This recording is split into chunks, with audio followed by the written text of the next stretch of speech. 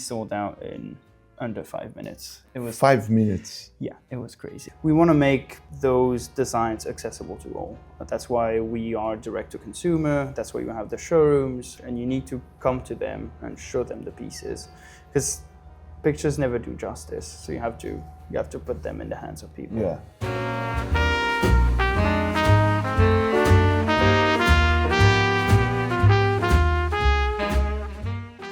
Estamos aqui hoje para mais um Entusiasta Talks, diretamente de Nova York, no showroom de uma marca que eu sei que vocês gostam muito. A gente vem falando cada vez mais. Eu e Bruno Entusiasta gostamos bastante. Visitamos o showroom de Paris, fizemos um tour lá.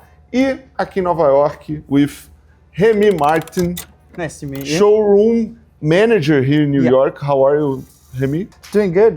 Thank you. Glad to have you over. I know you had a trip in Paris, seeing Yeah. the main showroom, and now visiting the different branches. What is your background in watches? Because I know that you are very young and Yeah. all the Baltic team is very young. What is your background in watches? How you started this passion? First off, maybe with the passion for watches, it was something that I got from my dad, who's a very big Breguet fan. So, since he was a kid, he was into watches, and that kind of got me the bug. About 4 years ago, I bought a Baltic. I bought an MR Salmon. That was kind of my first micro-brand watch. I wore it for about 6 months, and after that, I decided to apply for a job at the company.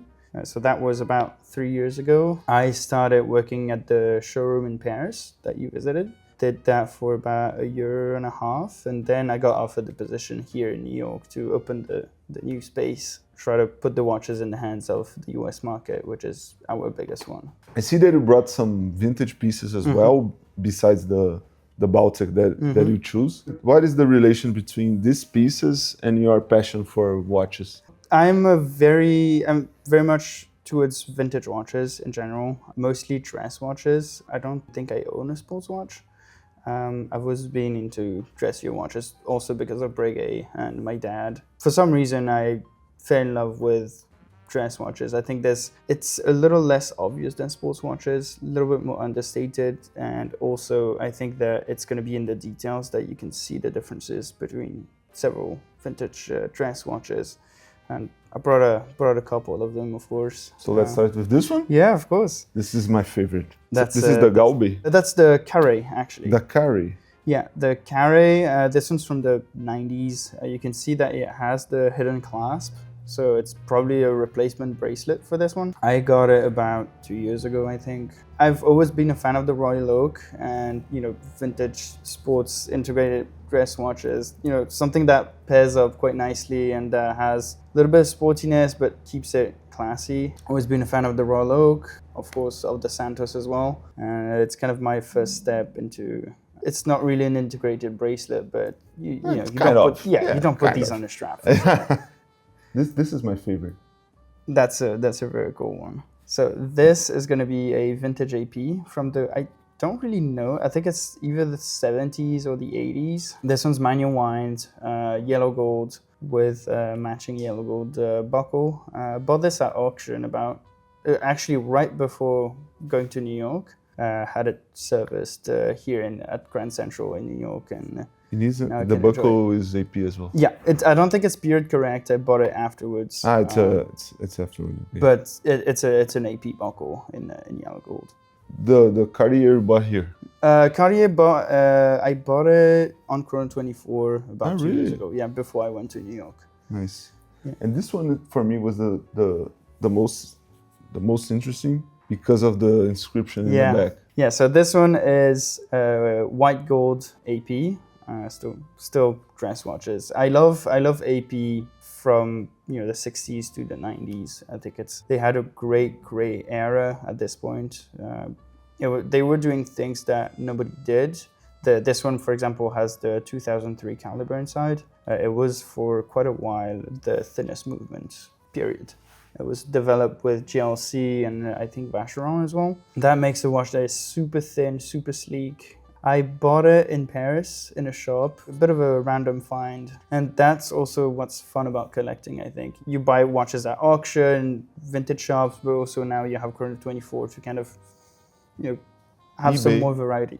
eBay as well, yeah. And do you know what's the inscription? Or? I don't know who the person is, but what I loved, actually at the boutique they had one with an engraving and one without the engraving, and I picked up the one with the engraving because I thought it was a little bit more interesting. It was someone's Christmas present in '61, which is pretty cool. This is really nice. Really, really beautiful watch.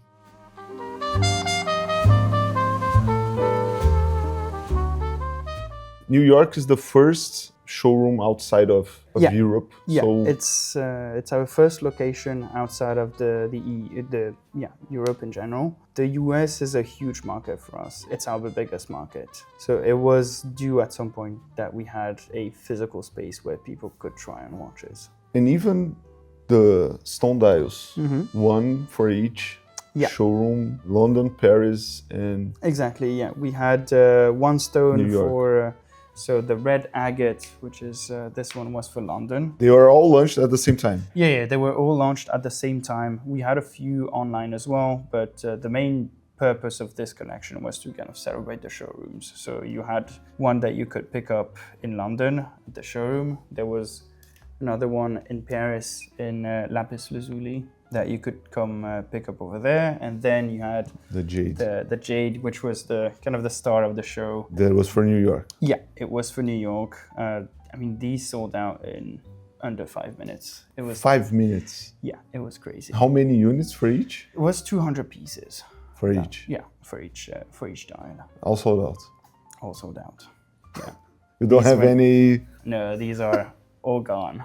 Which one was the first one to sold out? The Jade. The Jade, I think, sold out in 2.5 minutes. And you have to come here to pick up, or no? Not necessarily. We had some inventory at the showroom, but you could also pick it up online. Okay. I think we had about 40 pieces here at the showroom, and the rest was online. Baltic is known for stone dials, for doing something different. How do you think the stone dial can open up for creativity and uniqueness? First off, I think it's the use of a natural stone that is going to be the defining factor for uniqueness in those watches. I mean, you can compare those.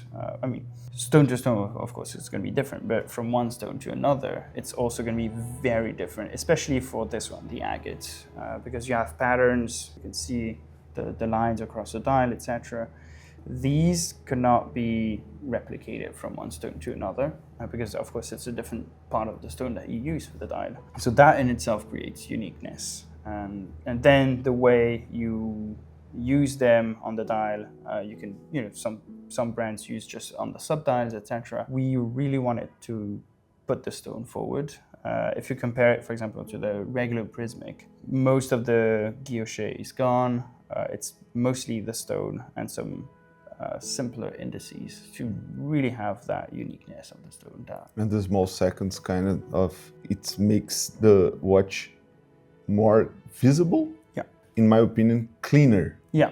Yeah. Because the symmetry is more pleasing for me. Yeah. Yeah, 100%. And also, I think if you have a two-hander, sometimes it can be just like these, for example. Sometimes it can feel a little flat because there's not much happening.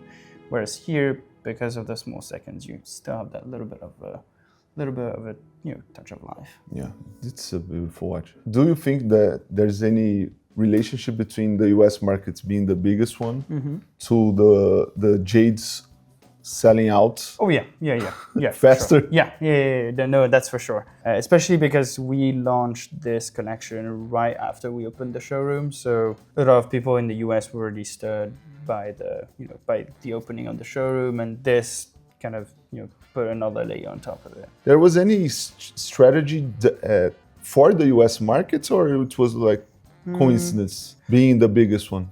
It has always been. It has always been the biggest market for us. We started about 8 years ago now on Kickstarter.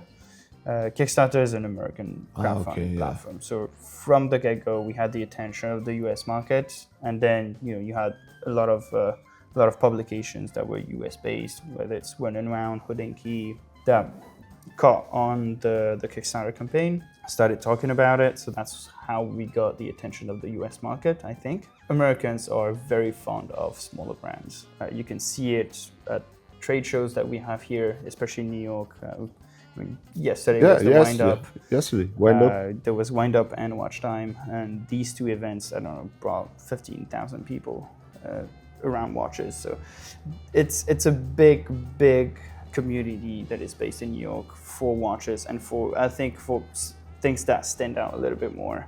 Stone dials, micro brands, you name it. I think people in the US want something that is a little bit more niche. Because you have access to pretty much any mainstream brand. So once you're done collecting that, you can. They want something more unique. Exactly, yeah. Yeah, because in Wind Up there was 160 brands. Yeah, about that. Yeah. Like in a not so big space. Yeah. It was the first time on the Wind Up or no? As a brand, we've been with One Around at the Wind Up for about 7 years now. We started back in almost since the beginning. Yeah. Almost since the beginning. It was mostly Etienne, one of the founders, and his two associates that were there. Now the team has grown. But I think that in New York, it's such an important date that the founders still want to come. Because again, you have 160 brands, so you can meet a lot of new people. And besides Watch Time and the hype in these. How do you feel that Wind Up elevates the brand? It's giving us access to a crowd of enthusiasts, and I think it very much fits in with our approach to watchmaking. We want to make those designs accessible to all. That's why we are direct to consumer. That's why you have the showrooms. That's also part of the reason why you have our pricing strategy. And because of that, I think the Wind Up is a great opportunity because it's an open fair for pretty much anyone that wants to come in. It's not restrictive. You don't have guest passes or things like that. You don't need to be invited by a brand to come in. It's open access, and although there are a lot of brands, so sometimes it's a bit hard to differentiate yourself. I think we've done a good job at that, and yes, we also bring people at the show. In my opinion. And do you participate in other shows around the world or basically Wind Up? Yeah, so I attend basically all shows in the US. So you have the Wind Up. There's now 4 different venues. There's New York, Chicago, San Francisco, and they've just last year was the first edition for Dallas. Nice. So you have these shows, but you have also Minutes and Hours, you have Intersect. So you have a ton of shows across the US, sometimes in smaller cities, sometimes at in staples in the US. The country is so big, you need to see the people in the flesh, and you need to come to them and show them the pieces, because pictures never do justice. So you have to put them in the hands of people. Yeah. In Europe, you are participating in any or? I love to go to Watches and Wonders, but mostly as a visitor. I don't necessarily attend the shows in Europe, but we as a brand we do. We do quite a few of them. Nice. Talking about the showroom, because the showroom is the main point of contact with the customer. Being to the Paris showroom and here, I see some similarities, but they are different. How involved is the design team in designing the showroom? We very much want to keep the essence of the showroom. If you go to London, to New York or Paris, you're going to recognize some of the the furniture, how the layout is made out. But I think the books as well. You might have recognized a couple books that you saw also at the showroom in Paris. I think we always try to adapt to the local environment, have something that feels, so that people basically feel at home, whether it's in Paris, New York, or London. So the design team is involved in a way, I think, whether it's for the presentation material, etc. But the rest, in terms of the array for the showroom, the books, sourcing the books, etc., it's very much the responsibility of the manager. So you'll have a showroom that resembles the showroom manager's personality. In Paris, it's going to be. It was started by the founders, so it's very much watches. Here you have a little bit of cars, watches, architecture. This selection comes from you. Yeah. The books, the furniture. So furniture, let's say the sofa, the bigger items are selected by the company to have that coherence between showrooms. But the rest, the prints, the library, the books, etc., are from the showroom manager. Nice. The small cars. Yeah. The miniatures.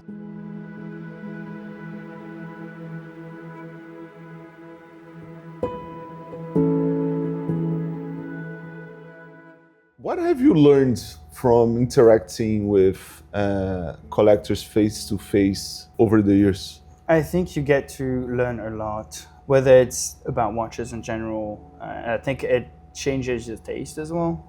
I've always been into dress watches, but not necessarily vintage in the beginning. But meeting with collectors that are buying from the brand, you kind of realize that there's more to it than just brand new watches. Kind of changes your perspective in a way.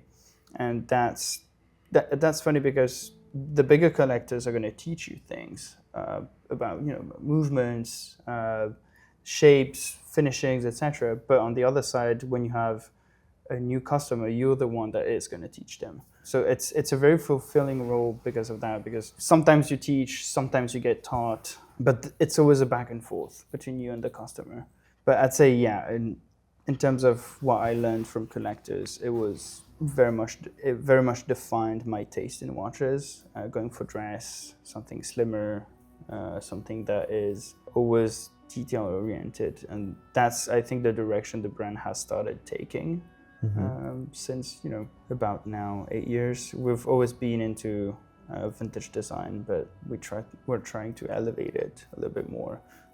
For example, with the Mark II, this is the replacement of the Aquascuff Classic. It's a next step. Basically, have tried to improve on everything we had on the Mark I. The case is totally different. The hands, the dial, it shares only the movement. I think you can see the evolution between this one and the Aquascuff Classic. And the vintage timepieces, it's where Baltic started, right? Yeah. Get inspiration from vintage timepieces. How do you feel that this design is authentic and nostalgic at the same time? It's a very fine line between trying to find some cues and copying. And yes. I think that's something that the brand does very well. It's always having cues from the 60s, 50s and onwards. Whenever you see a Baltic, it's not going to be, oh, I just see a Patek. It's going to be very much its own thing. And that's, I think, what makes us different from other brands that have tried to invest in the kind of vintage inspired. We have a very strong brand design language. When you see a Hermetique or an Aquascuff, you know they're from the same company, regardless of if it's a dive watch or a field watch. It's what makes us more authentic in a way. We keep that brand ethos, but we can have inspirations from other eras. Yeah, you have inspiration, but it's clearly authentic. Yeah. I think it's a beautiful work of design, and it's really difficult to not copy. Yeah, exactly. Especially if you're going for vintage, it's Yes. hard to innovate on top of that. Yeah. And that's, I think, where I really love Etienne's work, who's the most involved in the design process. He always finds a way to bring some modernity to a vintage design. Have a product that feels new in a way, even though you keep those design cues from other eras. There's been a real focus on finishing, having dials that are more three-dimensional. For example, with the Hermetique, with the Lumicast indices, you have a dial that is raised. So it makes the watch a little bit more interesting. And that's what we've been trying to do in the past 2 years, I'd say, to bring out more of these three-dimensional aspects to our watches. And what I wanted to ask you is regarding the stone dials, can be challenging materials. Oh yeah. So how do you keep the price points in line with Baltic and keep the quality of the the piece? So we are lucky to be working with suppliers that are very good at what they do. It's a secret for no one where manufacturing is from. We source the parts from Hong Kong. This allows you to keep the same quality at a lower price. We're not trying to have less quality for a higher price. It's going to be very much having the same quality as other manufacturing countries, such as, Switzerland's very famous for that. But I think that we have to be realistic in terms of sourcing the parts. But you find some great work in other countries. It's not necessarily just Switzerland that can do that. So I think our strength comes from also our suppliers. Even for the straps, that a big part of Baltic is the straps. Yeah. To have the rice beads, the leather, the rubber. This is new, right?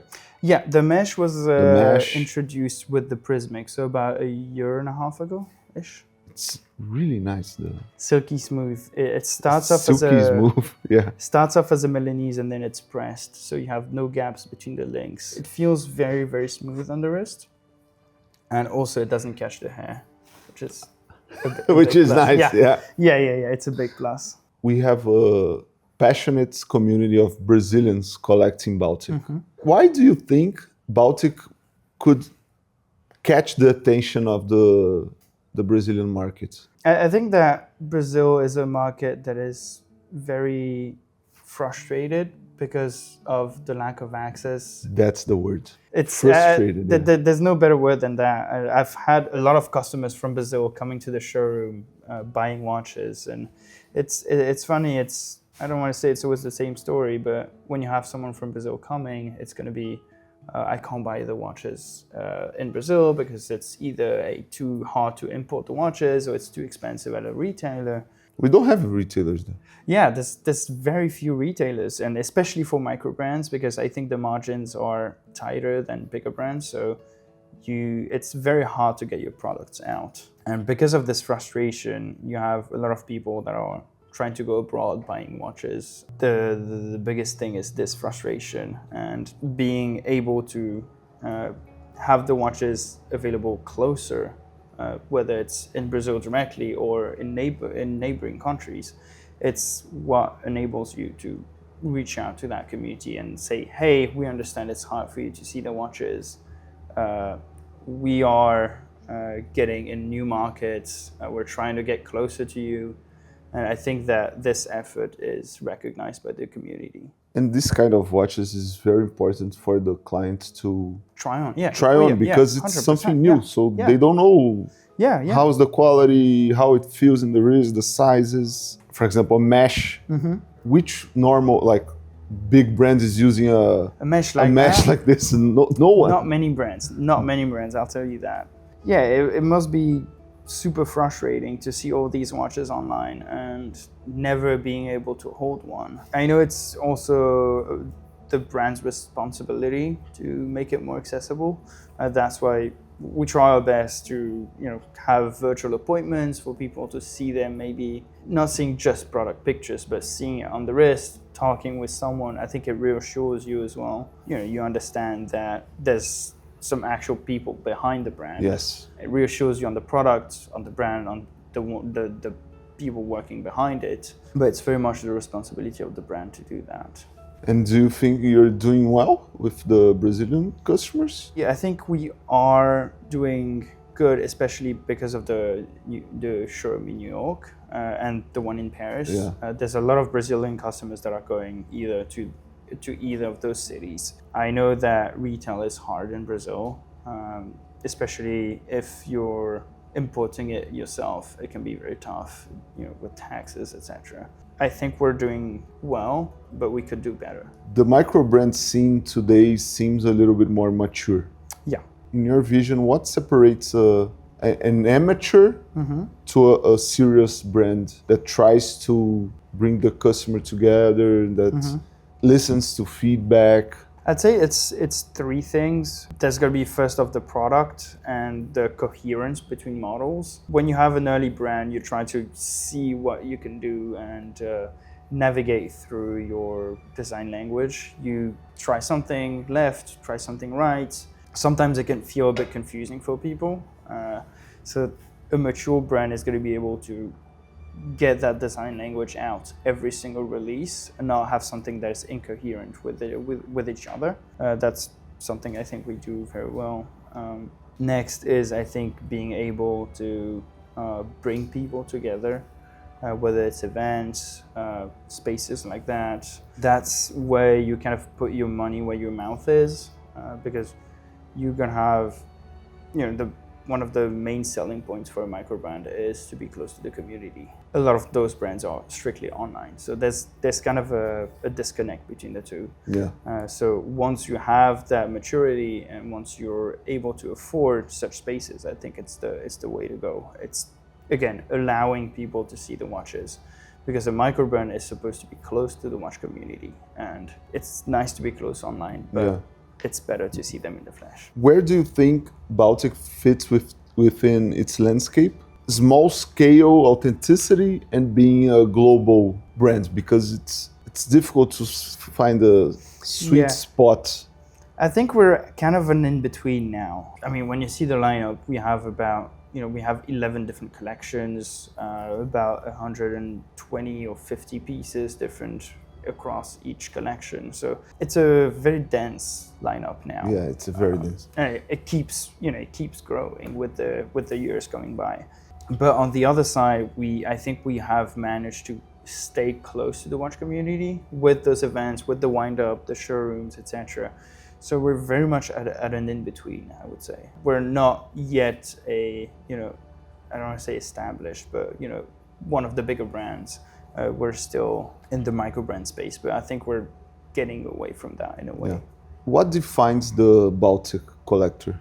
It's a taste for vintage first. Most of the collectors I have are going to be able to collect Patek, Rolex, and Baltic equally. I think that's where you recognize the true collector. So we have this side. Because of the vintage cues, we have the inspirations from different eras. And on the other side, you have people that are buying their first nice watch. Again, coming back to the discussion about, teaching one another, that's a very different type of collector. That's going to look for, boxes to tick because it's a first watch. You wanted to do this and that, whereas the more experienced collector is just going to go with what's brought up to his attention, basically. So we have those very different personas still as clients in the company. So it's very interesting conversations, because sometimes, you have someone that comes in with a micro brand that only buys micro brands. You have someone that comes in with a Journe and wants an MR because he likes the smaller case, the Breguet numerals or something like that. It's never going to be the same story, but there are two very different groups that still coexist in the company.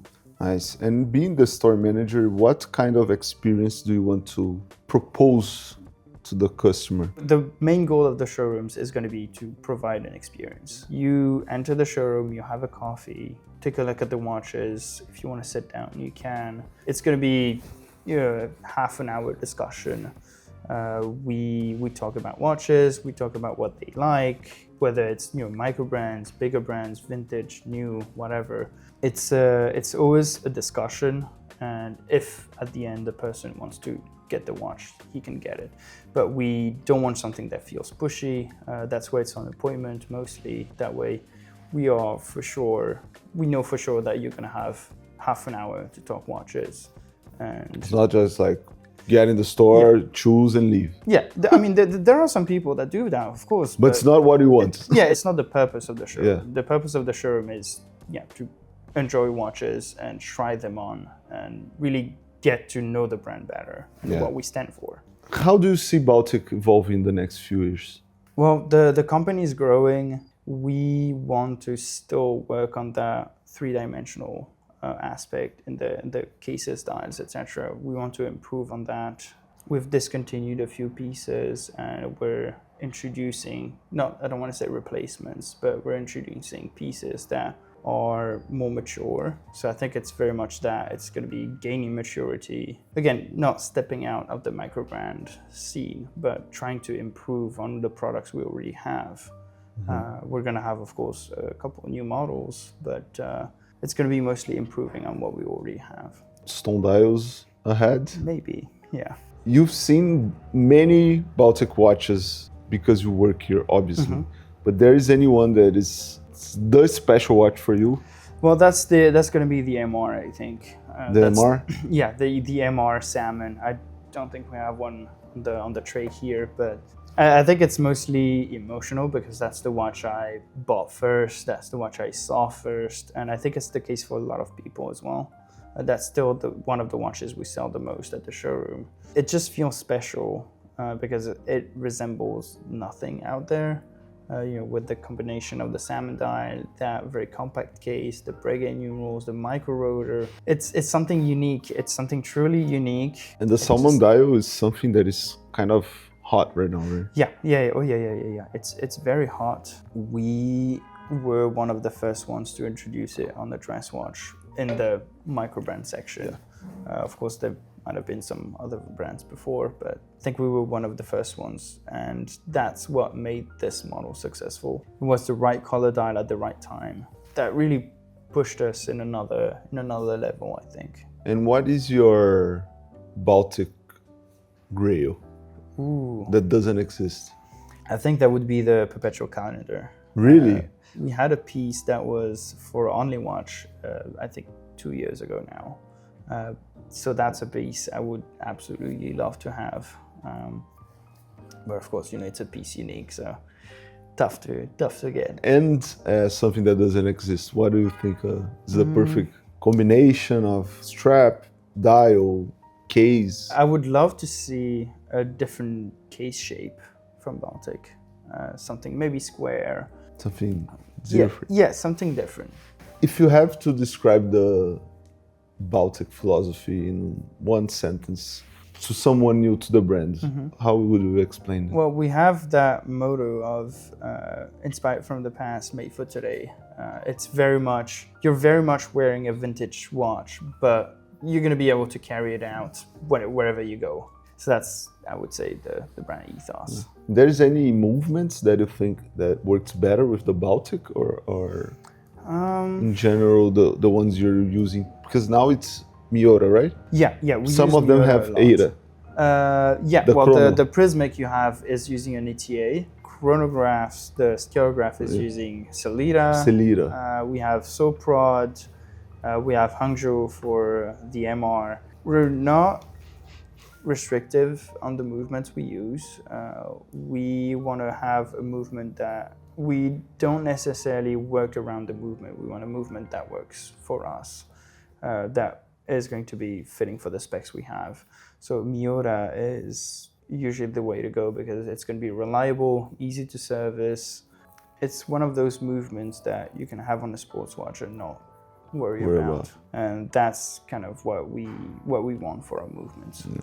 So this is the Aquascaf. Yeah, the Mark II. The Mark II, new release, just released, right? Yeah, we released it about a week ago. So it's going to be alongside the Aquascaf Classic for people to kind of, for people to enjoy the vintage inspiration. This one is a little bit more modern. As I said before, it shares almost no parts with the Mark I. What's the main difference between the Mark I and the Mark II? Design inspiration. The Mark I is very much vintage inspired, whereas the Mark II is going to be a little bit more modern. You don't have the eggshell indices, it's going to be white. You've got crown cards. You've got a full minute track on the bezel. It's a little bit more modern. I think that's what separates it from the Mark I. And the Mark I had two sizes as well? No. That's also one of the big differences. Big differences. Yeah, big new. This is 37. Yeah, 37. This one's 39.5. This is the perfect size for me. Yeah, the 39.5 is going to be very similar to the Mark I, but the 37 is a brand new size. It's going to be more compact. it's very different from what we previously offered on the Aquascape Connection. I think that these could be fitted on both a man's and a woman's wrist equally. I'm curious about the color scheme. As you told us in the beginning, like in the middle, have 150 products and mainly color variation, right? For example, the Hermetique is more colorful. Yeah. This is more sober with like military colors. How the team decides on what colors are going into each collection? I think it's going to be reliant on the type of watch you have. This one is a dive watch, so it's a watch that you're going to use for outdoors, sports, etc. It's a watch that you're going to have fun with, but it's more of a tool. Whereas the Hermetique is a watch you can wear pretty much anywhere. It's kind of a go everywhere, do anything type of watch. And the Baltic personalization is available in these models as well. Different straps. Of course. These are compatible with all the straps and bracelet we already have in the lineup. So metal, the flat link, the beads of rice, leather straps. We've introduced a new rubber strap as well that is a bit dressier than the previous version. It's also slightly thinner. So for the 37 especially, it's going to be a great strap because you're going to have something that feels a little bit more on tone with the rest of the watch. And it makes Baltic even more versatile, right? Because the owner can have 5 watches in one. Yeah, exactly. And especially with the colors, we always try to have colors that are going to be easy to mix and match. That's why these are also these types of colors. The Hermetique Summer is, I think, something of its own. It's a very, very fun product. It's not as versatile. It's also us trying to have fun a little bit. These are definitely a little bit more conservative, hence the colorways that are a bit more muted, which allows you to pair it with more straps, in my opinion. The Summer, for example, you're going to be either on the metal bracelet or the matching straps. There's not going to be that many options. Whereas these you could put on the brown leather strap, on the metal bracelet. It's gonna be super versatile. And even with the metal bracelet, you have something more sporty. Yeah, exactly. Yeah. I don't know if you know about, but we have a community called the Enthusiast Club back home. Me and Bruno, we are big fans of the brand since when we started to talk about watches online in the beginning of 23. And one of the guys in the community, he's one of the biggest collectors of Baltic, probably in the world, right? Oh yeah, I mean he's definitely the biggest one we have in the US. Yes, Sergio's he's a lot of fun, and you're probably gonna see that as well. I still remember the first time he came into the showroom, just trying one watch, another one, and then buying 10. Yeah. I mean now I think he has over 10 for sure. I think around 15. And it's been in 6 to 8 months. So I think 6 months, beginning of the year. Yeah, again, as I said, frustration. It's like holding a lion in the cage. You're a kid in a candy store. Yeah.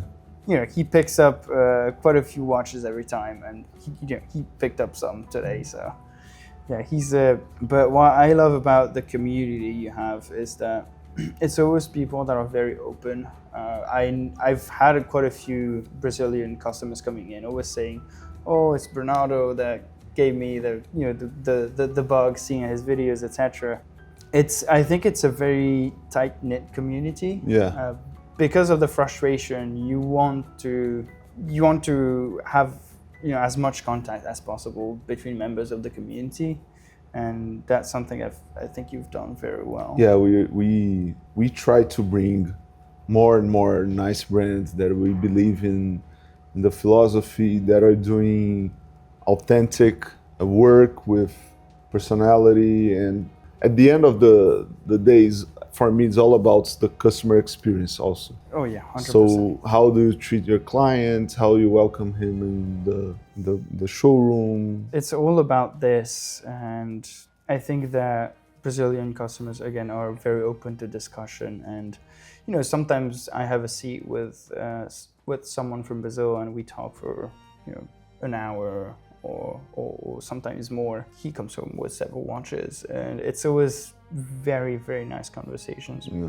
At the end, you still sell some watches, so Yeah, exactly. It's I think again, we want to have the experience overall, and if you have to sit down for a little bit more with someone who wants to talk more, it's it's the way to go. yeah, we always will for sure. Baltic does some, not too often, some collabs with other brands. Yeah. Peter Alton. You have you talked about the perpetual calendar for only Yeah. watch. Yeah, I think it's a very good way to reach out to new people. Yeah. Have pieces that are gonna resonate with them more. We had limited editions with Piero Oro, with the Tuoto, which is a bit like the Mille Miglia, but in France. We are gonna have always, collabs like that, because it's also a way for you to test out a colorway that you're not sure is gonna work or something like that. Have a little bit of It's poetic always, license. Yeah, exactly. It's always a little bit out of the box. These collabs are a great way for us to try to experience it a little bit more in terms of design. Nice. Do you have any collabs you can talk about in the future or no? Well, we have one that is going to come up very soon with the Transat Café L'Or, which is a race across the Atlantic. Starts from north of France and ends in the Caribbean. Nice. It's Didn't know about this race. It's a race that's been around for quite a while now. Yeah. But yeah, it's a race across the Atlantic with the sales boat.